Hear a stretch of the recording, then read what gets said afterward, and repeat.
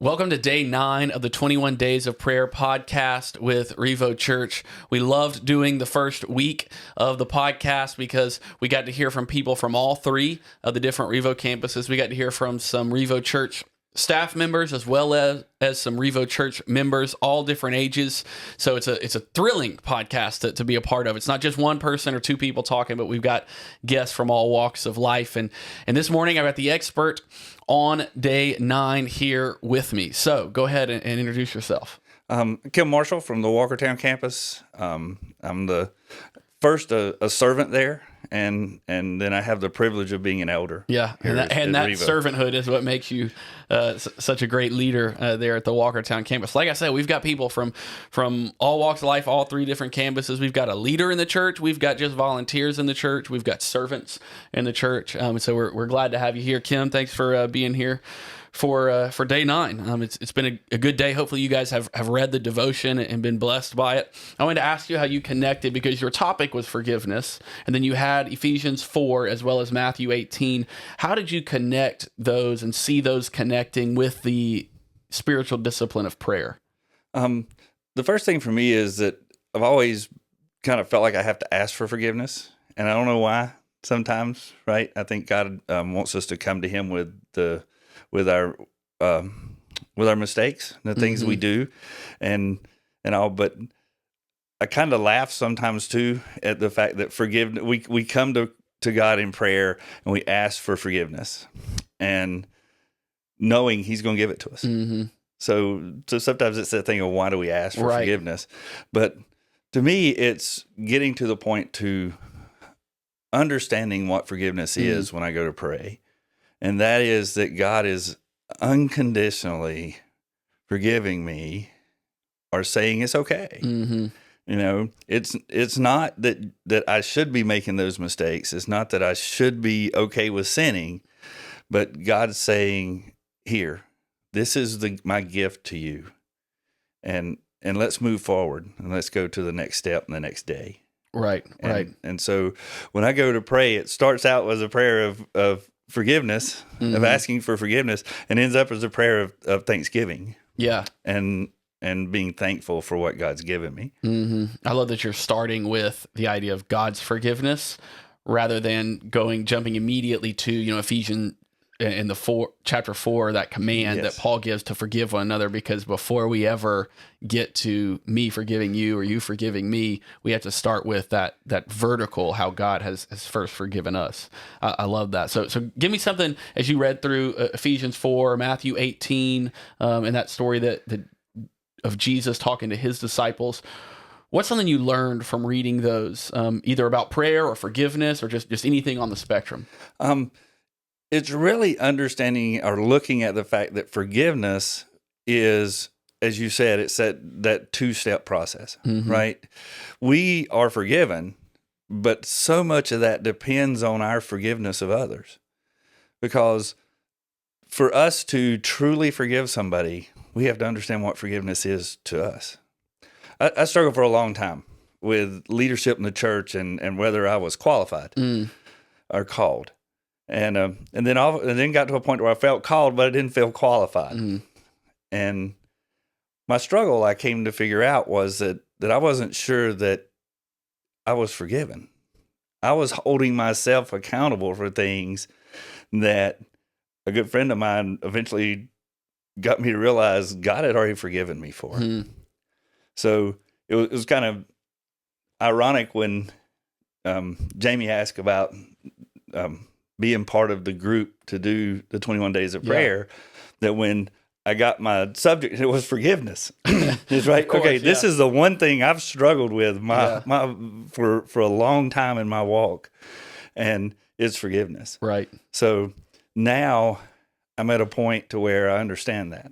I understand that God has forgiven me, and He's given me that task, just like Jesus gave the disciples, to go out and be forgiving, be compassionate, show that we don't hold you to your past. And it's so easy in the world today, and in everything we do with the folks around us, we always want to hold people accountable. Right.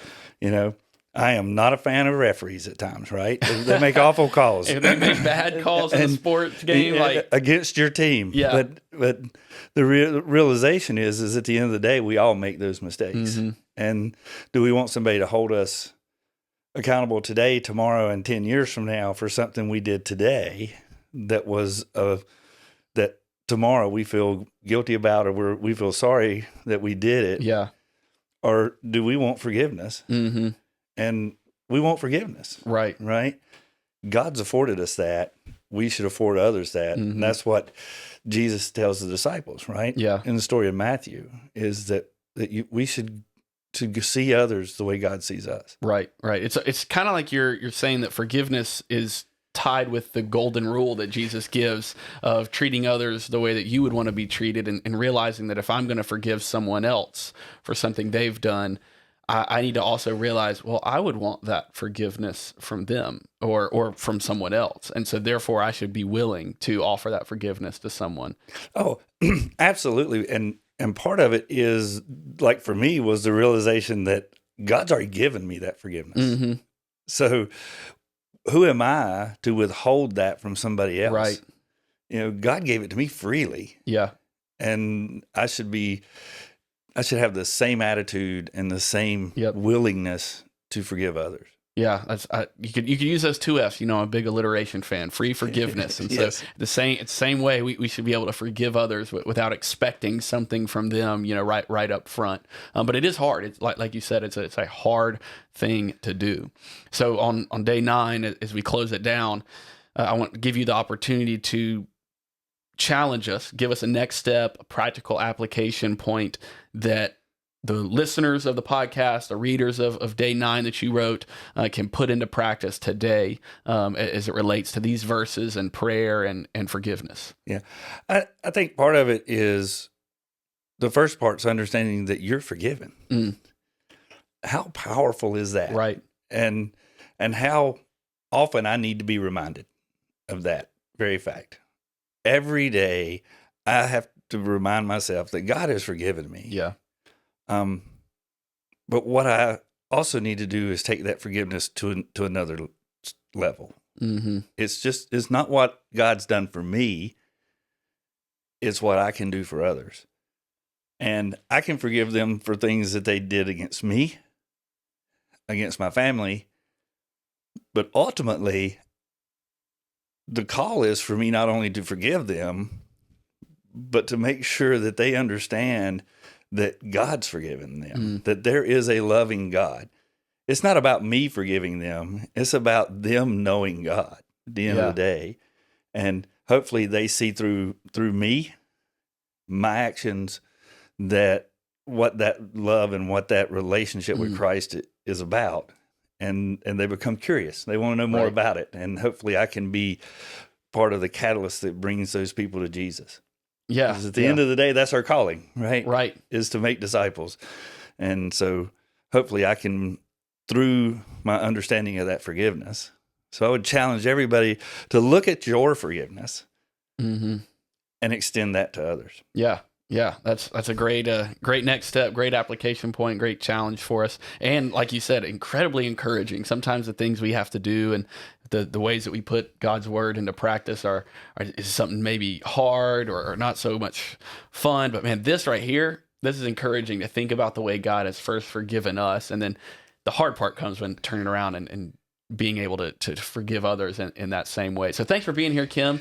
Thanks for writing day 9. I hope that everybody that read it and has listened to the podcast been blessed by it, to think about God's forgiveness of us through his son Jesus, but then also I'm encouraged and challenged to think of someone that we need to offer that same forgiveness to, and hopefully be able, as you said, to point them to Jesus, the one who ultimately and truly forgives. So thanks for being here, Kim. Thanks for listening and tuning in for day 9. I hope that God is using these podcasts and this prayer and the entirety of your walk with Jesus to spark a revolution of life change in your heart and in your life through Jesus and for the glory of Jesus. We'll see you guys tomorrow for day 10.